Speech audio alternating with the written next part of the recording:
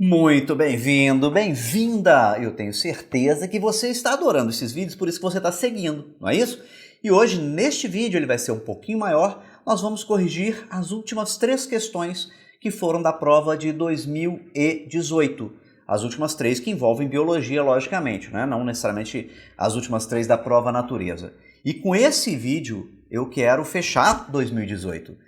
E se ele se prolongar um pouquinho, não tem problema, você vai achando aí a questão que você tem dúvida.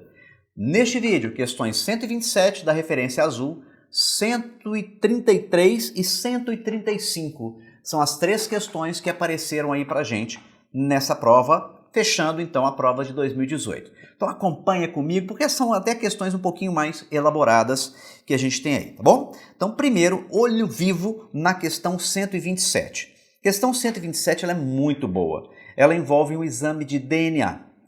Exame de DNA, eu vou te dar uma dica assim, matadora. Você tem de fazer coincidências. Quanto mais essas bandinhas, essas bandas, essas riscas pretas aí coincidirem, mais próximo o indivíduo é geneticamente do outro indivíduo, tá certo? Então isso vai ser fundamental para você poder resolver essa questão. Olho vivo então nela para você poder entender o seguinte, essas bandinhas marcam pra gente, você tem essa informação fundamental para você fazer essa questão aí, tá? Então olha só, vamos ver o que está pedindo aqui pra gente. Fala o seguinte, a pergunta é a seguinte, a progênie S1 recebeu um pólen de qual doadora? Ah, então tem que saber o que é S1, você não sabe ainda. O que é progênie? Vai saber tudo, tá? Vamos lá agora o texto base. Considere um fragmento ambiental uma árvore matriz com frutos M, árvore matriz, informação importante, e outras 5 que produziram flores e são apenas doadores de pólen, DP1, DP2, DP3, DP4, DP5. Foi excluída a capacidade de autopolinização das árvores, então ela não se autopoliniza, ou seja, o material genético dela não vem dela, tá? Os genótipos da matriz da semente e das prováveis fontes de pólen foram obtidos pela análise de 2 locos, loco A e loco B, de marcadores de DNA conforme a figura. Então presta atenção numa coisa, foi excluída o que a gente chama de autopolinização, tá bom? Ou seja, o pólen não foi doado pela matriz. Então, ó, a autopolinização, vou pegar aqui a canetinha para ficar mais bonito para você aqui, tá bom? Ó, caneta, para você poder enxergar aqui. A autopolinização foi excluída, então a matriz e S1. Ou seja, os genes não são da matriz, já que não houve autopolinização no caso, né? Não são do pólen da matriz. Então, o que nós temos de fazer? Fazer coincidência de quem é. Ó, loco A, o que a gente tem aqui? Esse alelo que está na semente está aqui em DP3 e esse aqui, ó, está em DP5. Fechou? Fechou. Agora, olha só aqui no loco B. Para o loco B, S1, tem esse alelo aqui, ó, que só está presente em quem? Em DP5. Ou seja, a semente S1 tem mais coincidências genéticas com quem? Com DP5, o que traz para a gente exatamente a resposta. Quanto mais coincidente for em relação às bandinhas de DNA, mais próximas estão os indivíduos. Legal? Então, olha o que a gente tem. Ela recebeu de quem? A gente viu lá que a semente ela tinha 2 bandinhas provenientes de quê? 2 bandinhas provenientes de DP5, né? Se você voltar e comparar, ó, você vai ver que na semente tem uma bandinha aqui de DP3. Então a outra, que poderia ser DP3, só que DP3 só apareceu uma bandinha. Então, nossa resposta, não nos resta dúvida, DP5. Você que vai fazer Enem ou outro vestibular, exame de DNA é muito baba. É só você contar, ó, eu estou identificando isso. Quanto mais coincidência tiver de bandinhas, mais provável, mais próximos estão os indivíduos. Essa questão ela é muito rápida mesmo de fazer esse tipo de questão, tá? Vamos lá, então, continuando nossa correção aqui. Agora, a questão 133, direto aqui para você. Ó, um textinho base, vamos ver a pergunta do texto? Esse tipo de desenvolvimento está relacionado ao maior número de espécies em razão da... Que espécie? Vamos ver o que é isso? Insetos podem apresentar 3 tipos de desenvolvimento. Um deles, a holometabolia, desenvolvimento completo. Olho em mim aqui agora, palhinha de biologia, tá? Agora é resolução. Holometábolo é inseto que desenvolve, que a gente fala que é desenvolvimento completo. Ele tem o ovo, larva, casulinho, que a gente chama de pupa, e o adulto. tá? Existem outros desenvolvimentos. Tem inseto que ele é chamado de ametábolo, tipo a traça. A traça já nasce do ovinho aquilo que ela vai ser como adulta, ela só vai crescer. E tem inseto que é hemimetábolo, que sofre pouquíssimas transformações, tipo o gafanhoto, né? Ele sofre poucas transformações ao longo da vida. Já os chamados holometábolos são insetos que sofrem muitas transformações ao longo da vida. Então, ó, olho nisso aqui, holometabolia. É constituído pelas fases de ovo, larva, pupa, que é o casulinho, e adulto sexualmente maduro, que ocupam diversos hábitats. Os insetos com holometabolia pertencem às ordens mais numerosas em termos de espécies, ou seja, o texto está te falando que existem muitas espécies holometábolas. E a pergunta é exatamente sobre isso, ó. Esse tipo de desenvolvimento está relacionado ao maior número de espécies em razão da... Vamos lá. Presta atenção numa coisa. Existe um conceito em ecologia que é o conceito de nicho ecológico.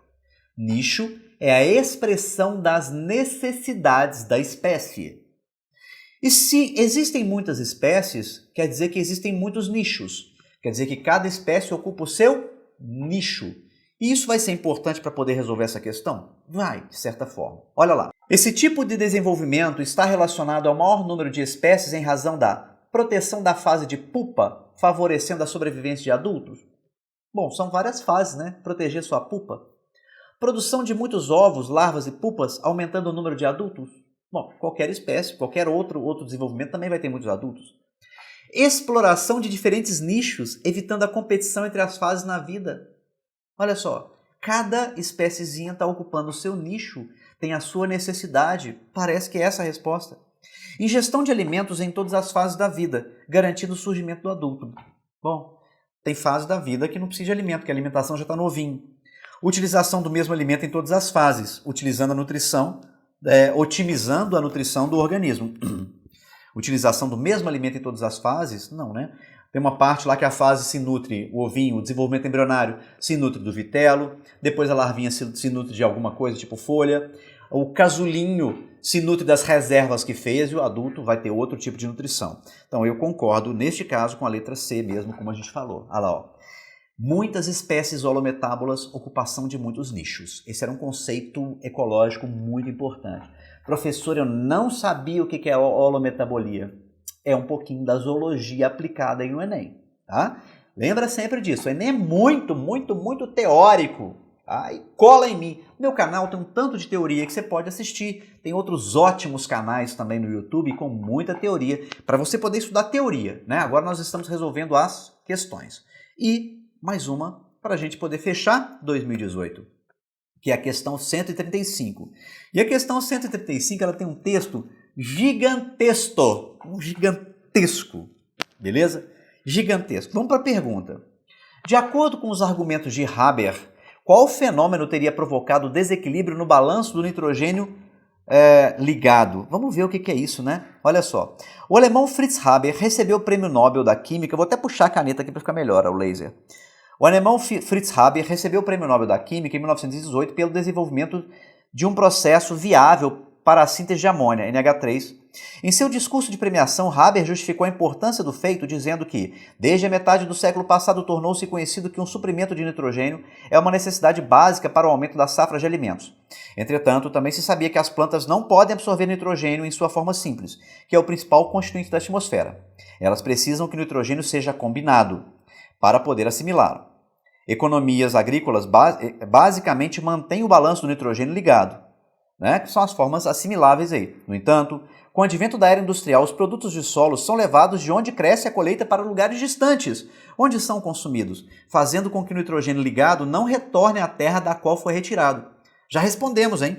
Isso tem gerado a necessidade econômica mundial de abastecer o solo com nitrogênio ligado. A demanda por nitrogênio tal como a do carvão. Já respondemos, tá? Comparando o rápido crescimento da demanda com a extensão calculada desse depósito, ficou claro que em meados do século atual, uma emergência seríssima seria inevitável, a menos que a química encontrasse uma saída. Olha aqui, de acordo com os argumentos de Haber, qual fenômeno teria provocado o desequilíbrio no balanço do nitrogênio ligado? O que foi?